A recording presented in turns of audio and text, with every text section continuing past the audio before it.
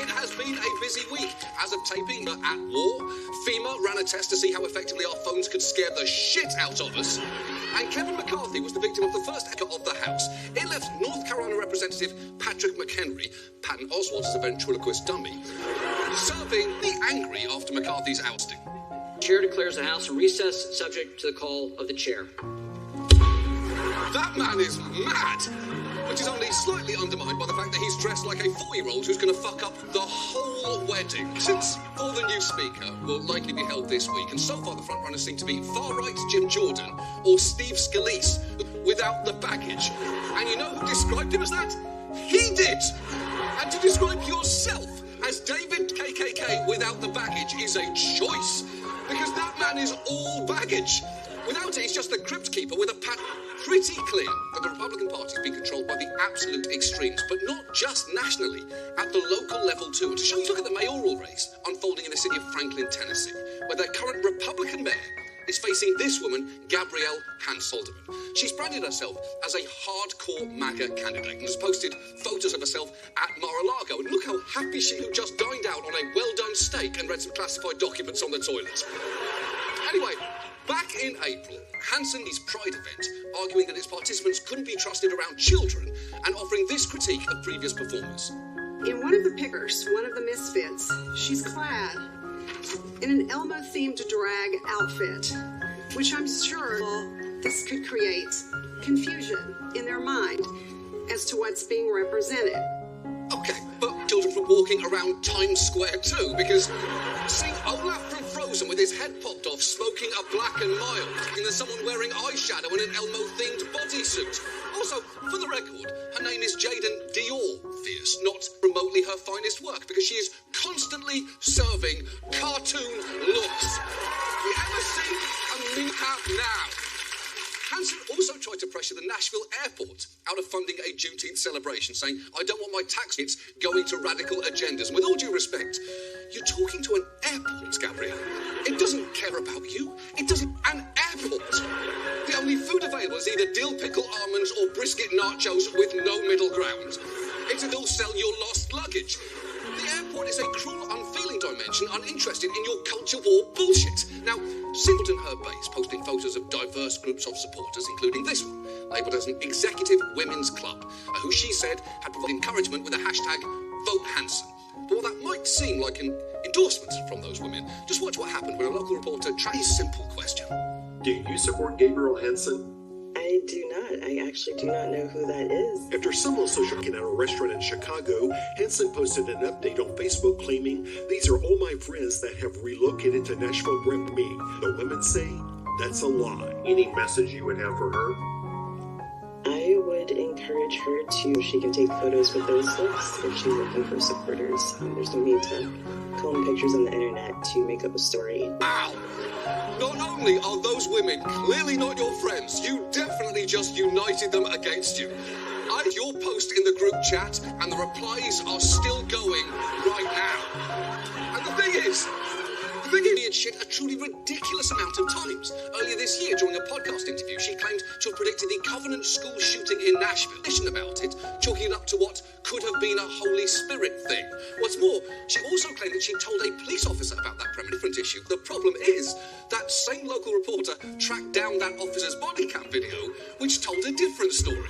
She never mentions anything remotely like the Covenant school shooting. No mention of a premonition, no mention of an active shooter, and Hansen's fabrications have gone even further in a talk radio interview questioning how actress Melissa Joan Hart happened to be near Covenant children who were trying to escape. Well, maybe that's why Melissa Joan Hart was there. She must have known it was going to happen also. Melissa Joan Hart psychically knows when a school shooting is about to happen? That is not something an elected official, Disney Channel exec, probably screamed in 2002 after inhaling a metric ton of cocaine. And before we go and acknowledge that reporter, Phil Williams, because he's been all over this story, and we featured his work on this show a bunch in the past. If you are a politician, his foot on your goddamn neck. His official News Channel 5 bio features a quote from a Nashville political strat. Call your PR person. If Phil Williams calls, call your lawyer because you are in trouble. This is a bad round with Phil Williams. And it seems Gabrielle Hansen is currently in her finding out era when it comes to her dealings with him because weird new context around her life. Remember her bullshit outrage over the local Pride event? Well, Phil discovered something that a hell of a double standard. Children seeing images that they could not unsee was why the Franklin alderman said she tried to block a Pride celebration. In a podcast interview, it was a question of basic morality. Yet where was her morality during Chicago's 2008 Pride policy? At the time, Tom Hansen was running a Republican campaign for Congress, and organizers agreed to let him in. He told Alute, so it just came to me. I said, maybe I'll wear an American flag Speedo.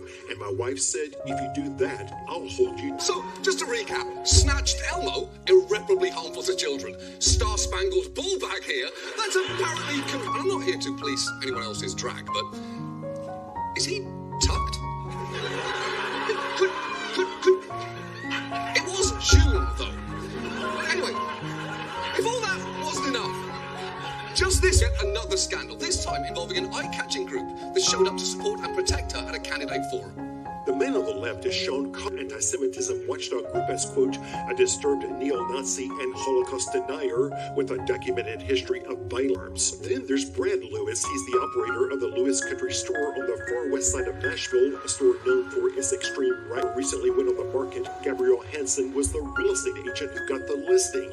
A recent investigation by the Southern Poverty Law Center was being used as a white nationalist fight club.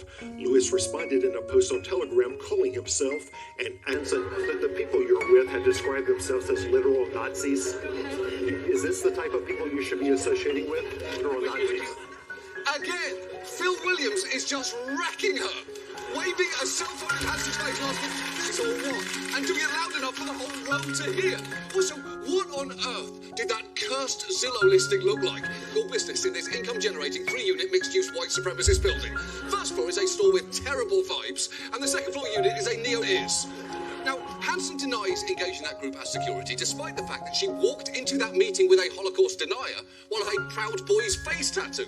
And she's tried to deflect criticism over the fact that she took a literal Nazi's real estate listing and bold choices. If you based me on all the clients that I'm representing currently, I would be a white supremacist, neo-Nazi, being like my one client, and I would be black too. So that is who I would be if you're going to blame me for the clients at this very moment that I'm representing. And I would probably be a Muslim jihadist as well because I have a Middle Eastern client too. Okay, Gabs, but you did just imply one of your clients was a Muslim jihadist simply based on the fact that they are Middle Eastern, white supremacist neo-Nazi than you are lesbian or black. And look, in a world that made sense, this woman from this mayoral race in shame, but she still has supporters. There are lawn signs up for her in Franklin, and there is a real chance that she could stir. Numerous scandals are clearly almost cartoonish in their extremity. Her behaviour is entirely emblematic of Republican politics from the local, where if we learned anything this week, is that far-right Republicans maintain a vice-like grip over the entire party. And in Franklin going forward, might be if we can somehow get more reporters to take a page from Nashville's nosiest bitch. And now, people on TV share increasingly unhinged conspiracy theories about Taylor Swift.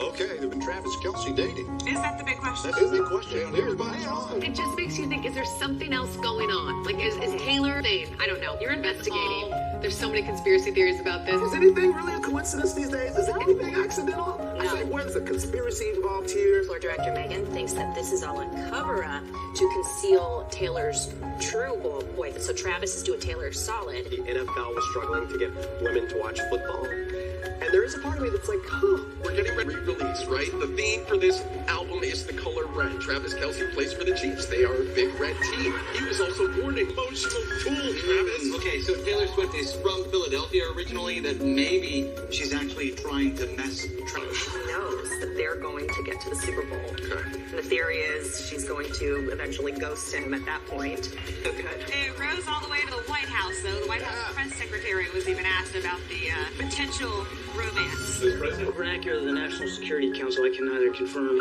or deny the reports. The story tonight concerns school. For some, it's the place to make lifelong friends and enjoy first crushes, while for others, and I'm not naming names, different. Specifically, we're going to talk about homeschooling. During the pandemic, many parents were suddenly forced to do it, and while some struggled, others thrived. A, B, C, D, E, F, G, H, I, J, K, L, M, N, O, P, Q, R, S, T, U, I, N, Z. Now you know your ABC. That is clearly excellent, but it is also to make other parents look like total shit. Because that is significantly better than anything I did with my kids during the pandemic. It was much more hiding in the closet, praying they would not find me. Also, quick shout out to the baby on the counter, living her best life. What's going on? But yet there she is in the centre of it all, like Mariah Carey on a New Year's broadcast. Now that family like med school, but for some, homeschooling isn't just a pandemic-era necessity, it's a way of life. And you may have heard a stereotype of homeschool object to what kids learn in public school environments, and I admit those people do exist. Take this man who offers this pretty shaky rationalisation. I think the type of content on what they're teaching about sex or anal sex, that my classroom where a teacher or someone else is teaching her about that. And that was your experience in school? I through friends those ages, because mine was only in first grade in Nicole. Well, that sounds like total bullshit. Although I guess I do definitely not happening should continue not to happen. But the truth is, the homeschooling community is much broader than just right lube demonstrations. By one estimate, there are now around 2 million children being homeschooled in this country, and parents can choose that for kids have social or health problems or disabilities that aren't being accommodated. Maybe they're families with legitimate fears about school safety or who are in the military. A growing number of black parents opting to homeschool due to whitewashed curriculums and zero-tolerance policies in schools that disproportionately criminalise their... Lots of reasons to do it. And the fact is, for some kids, getting to be homeschooled can be genuinely transformative. I had to take her out of Detroit schools. She says she was being bullied relentlessly for her appearance, and it didn't seem like her administrators cared. You know, or not want to ask specific questions because I'm like, oh, am I like, they gonna call me dumb. When you transitioned to homeschooling, how did you... Confident. It was just like kind of like a sunshine, like the clouds opening a little bit. That's great. That is very you usually hear me say after a clip on this show. It's usually a variation of that's horrible, that's heartbreaking, or shut the fuck up, you baby bitch. This is a welcome change of pace. The point is the ceiling of how good homeschooling can be is admittedly very hard. Bad it can get is basically non-existent. Because to an extent that you may not realise, in many parts of the country, homeschooling is essentially enormous damage. So given that, tonight, let's take a look at homeschooling. And let's start with the fact there is a lot that we don't know about homeschooled kids from exactly learning. When I said there are around 2 million of them, the reason that's an estimate is that, depending on the state, homeschool families might not have to report what they are doing. In 26 states, parents simply have to file a notice once a year with officials to let them know that they are homeschooling their child. In these 13, they only have to file a notice to check in ever again. And in the remaining 11, they don't have to notify anyone at all. And when it comes to the education itself, supervision stops, as in most states, there is no oversight and no evaluation by anyone of the academic programme and of students' That is not a concern.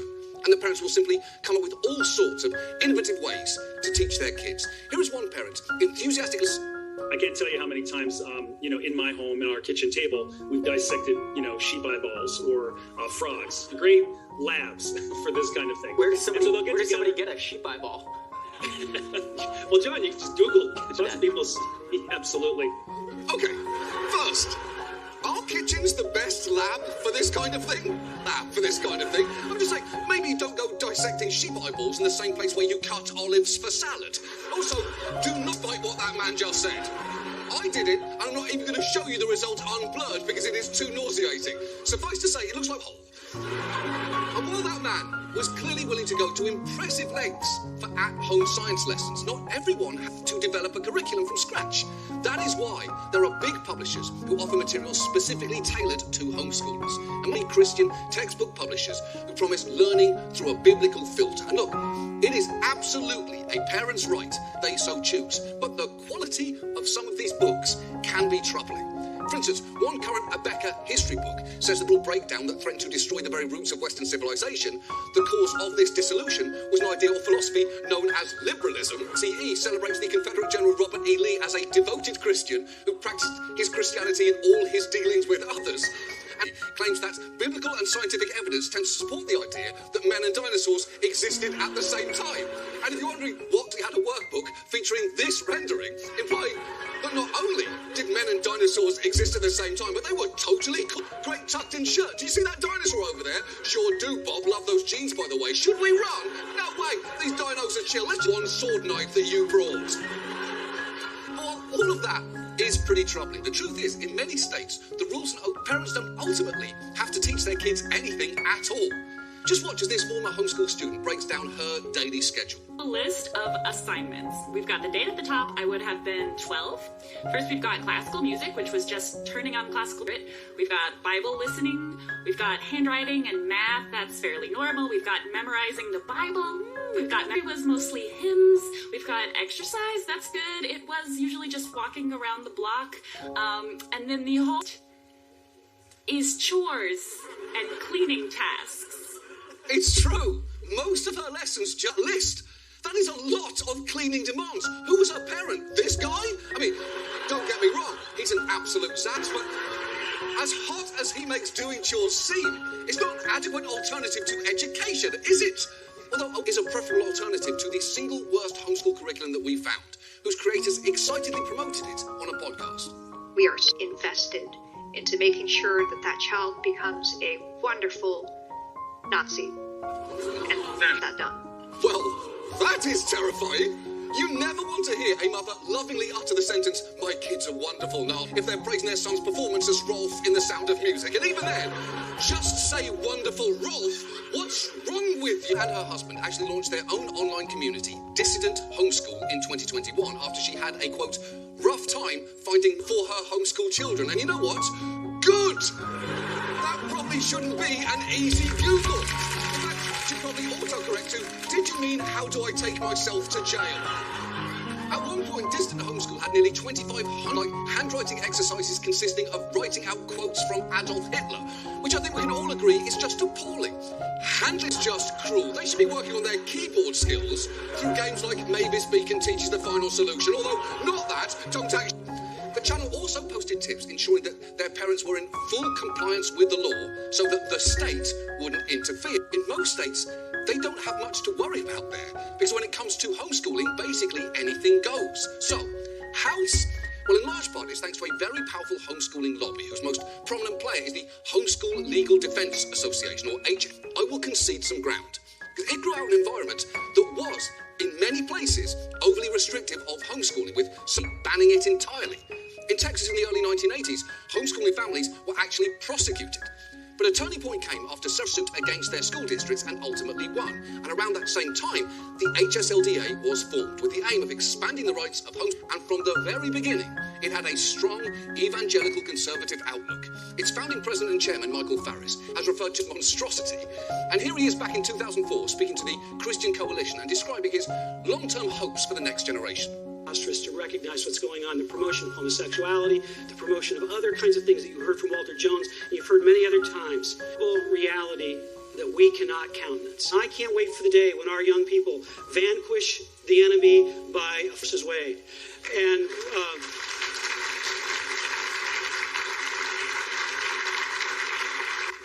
the specter of same-sex marriage. That's the standard of victory. Okay, there is a lot that is hard to take in that clip, that half of it, and that he's saying vanquish the enemy, despite looking less like a warrior and more like your tax accountant's assistant. Extensively from a hard right perspective on issues that have nothing to do with homeschooling, opposing everything from vaccine mandates to significant a force it is, that even some parents who are uneasy with its political leanings feel that they have no choice but to be members. Calling group to offer an alternative to what she saw as a whitewashed curriculum, talking about her relationship to the HSLDA. Whenever there's a threat to homeschool, you will see us come together. You know, I mean, we're not going to stay together, but we will band up because we all our right to homeschool. And that's the nuanced aspect of being in the homeschool world. The people that you have to work with in order to dear are also the people who crush you. It's true. The HSLDA have made themselves working with them, even if they don't agree with everything they stand for. It's a dilemma otherwise known as the Tom Cruise conundrum. On the one hand, on the other, a billion-year contract to an alien mafia. It's tricky, right? It's tricky. What's a bunch of young hots to do? Plus, Tom Cruise will probably never die. As a lobbying group, it's been astonishingly successful. In 4 decades, its efforts have been credited with homeschooling in state after state. And the argument that it will always make against any regulation is you're just punishing all the parents doing things who are doing it wrong. And in theory, sure. But when you've got some parents running the Homeschool Institute of Dishwashing and others running, maybe the reins have gotten a little loose. And the lack of regulation here has serious consequences, and not just regarding quality. This is where this story gets quite a bit darker. More than 2 million children are being homeschooled in the U.S., many of them living regulations, making it easy for abusive parents to hide behind the system. These are the faces of just some of the homeschooled children who Susanna Grubbs was homeschooled in Missouri. She tells us the discipline she received was anything but gentle. I think that in a lot of ways, me and my siblings, with my mom's disciplinary techniques and my mom's educational neglect, it's really terrible that it has happened and it keeps happening. As parental rights are so paramount to anything else in this country. Exactly. And that is massively dangerous because deregulating homeschools against parents who are bad teachers, it also eliminates them against parents who are bad people. For all the HSLDA's talk of parental rights, O.J. Simpson is a parent. Darth Vader is such a parent. He made it part of his fancy name change. The point is, cute, virtuous. And one of the key problems here is child welfare laws were written before homeschooling was legal. They rely heavily on the premise that a child is going to be in school and seen by other adults. As this DA explains. All of our schools, teachers and school administrators are mandated reporters. So, if a child comes to school with bruises or in a way that it gets reported. Right, because the fact is teachers serve multiple functions at school in addition to education. They watch out for signs of and they pretend not to know why Ellie won't sit next to Rachel won't sit next to Kelsey Kelsey's not talking to Ethan, even though Ethan's having a joint birthday party with Rachel's boyfriend since last period. And they do all of that while also trying to teach long division. Teachers are superheroes who should make $1 million. You probably see the fact that it is possible to pull a kid out of school with no questions asked or be exploited by abusive parents, especially as most states don't even screen homeschool parents for red flags. 48 process for parents who choose to homeschool. In fact, even if you have a prior conviction of a crime against a child, you can homeschool them. 80 students withdrawn in 6 districts to be homeschooled. 138 lived in families that were the subject of at least one prior report. And yet, despite this, at every turn, the HSLDA has vigorously fought efforts to put any then president in 2015, explaining why they fight all regulations, even ones explicitly designed to prevent child abuse. Any child, whether they be a non-homeschool child or parent, whether they be a homeschool parent, they can abuse their children. They have the potential, just a few. Why should we, for just a few, invade all of the other innocent parents? That's prior restraint. It's unconstitutional. Are there some categories of regulations around homeschooling that you would support that you don't think of as an... No, not any. Okay, it is bad enough that he's arguing for a total lack of regulation there, but the fact of his mouth before doing so somehow makes it worse. It looks like a cat went to a Zoltar machine and made a wish to be Andy Griffith. LDA views any oversight whatsoever as an attack, even offering members a 24-hour hotline in case of a visit from the state. The woman you saw earlier explaining how they would practice what to do if Child Protective Services showed up on their doorstep. The parent would lock the front door, call Defense Association on the phone, hand the phone out the kitchen window, and us kids were supposed to hide in the basement. We actually did drills in case someone ever decided to check in on our well-being. Holy shit, that is dark. Drill getting hurt, not to avoid getting help. It's why fire alarms say pull here in case of emergency and not snitches get stitches. Admitted membership, the HSLDA has the power to stop any kind of oversight in its tracks. Take Rayleigh's Law, named after an 8-year-old girl in West Virginia who was reported for abuse. She died of neglect only a few weeks later. Now, eventually, legislators proposed a law that would prevent parents from withdrawing a childhood abuse or neglect investigation, or when a parent has been convicted of domestic violence, child abuse, or neglect. And it seems like that law, but the legislator who proposed it found out, not so much. There were groups, I want to say, there's like this homeschool defense fund against Rayleigh's Law. The HSLDA. That's it. And there were quotes about how awful this bill was, and it's an attack on homeschool, the goalposts. That's what you do in politics, but I always thought maybe protecting children, you wouldn't actually go about that. Right, right. And if the HSLDA thinks trying to protect kids from being taken out of school by people convicted of child abuse is an attack on homeschooling, they're saying quite a bit who be. If Chili's responded to a health inspector writing their workers up for pissing in the skillet queso with, "This is an attack on everything the majority of our staff, for the minority who piss and shit in our Presidente margaritas," you'll have some questions about what Chili's thinks it's for. That man's bill never passed. And that story's been repeated in state after state after state. As one legislative aide who has gone up and never seen a lobby more powerful and scary, and a legislator in Arkansas who tangled with them says, "They told me the only legislation they was nothing." At a certain point, it starts to feel like the HSLDA is basically the homeschooling equivalent of the NRA. An extremely powerful, large number of people pursues an outermost fringe version of their agenda. So, where do we go from here? Well, in a perfect case, we're both safe and actually receiving a functional education, and there are smaller organisations like this one pushing for those sort. We could require in all 50 states to register a child as homeschooled, so there's at least a record that they exist here, at the Earth's core, which I'm sure, according to at least one homeschooling textbook, is somewhere between soil and the fiery bowels of beyond that. We could pass some basic child safety protections to ensure parents can't pull their kids out of school to escape scrutiny for a credit. Georgia passed a law that requires parents who pull kids out of school for no reason to send documentation within 45 days, proof of attendance at another school. If they don't do that, they're subject to a follow-up from the state. And even this Republican Georgia state rep. The people in your world that you believe are most protective of you are torturing you or abusing you. I don't like government intervention in a lot of things, but the government's the only person I know of that can intervene in this kind of case to save a child. You're completely right. And agreeing with a staunch Republican Georgia state rep wasn't something I had on my 2023 bingo card. Upping on you-know-who to you-know-what. And to be clear, I share his ambivalence about government intervention here.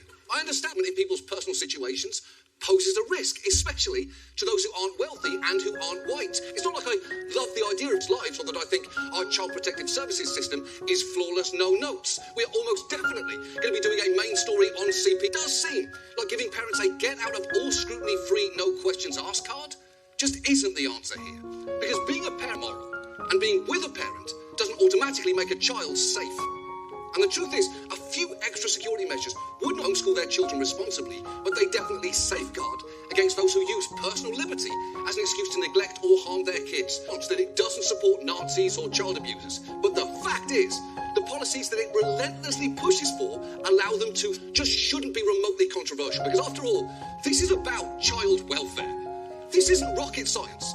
It's not even, don't Google it by the way, I cannot emphasize that enough. All of this is just basic common sense.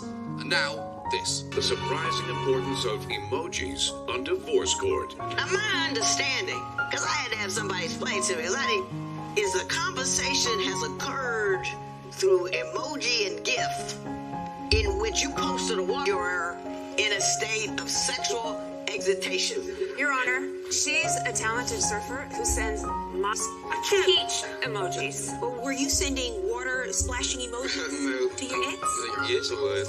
Did you to your cousin? Why would she send you cucumber and eggplant emojis? She has a bit of sense of humor, but I didn't feel it. That ain't funny. When you're sorry to leave a drooling face emoji, and why was she saved in your phone as the blueberry? Something she cute, she's sweet. Oh, so she cute. It's the first thing popped in my mind. Found text to a guy with a smiley face with the mouth wide open and a purple thing like a... Hey, I mean, smoking gun. That's a smoking gun. Next week, tonight.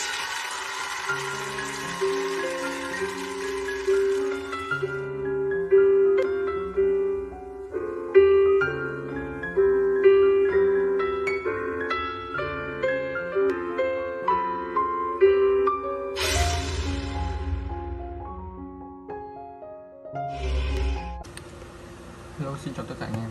Hôm nay mình một ngày làm việc của mình.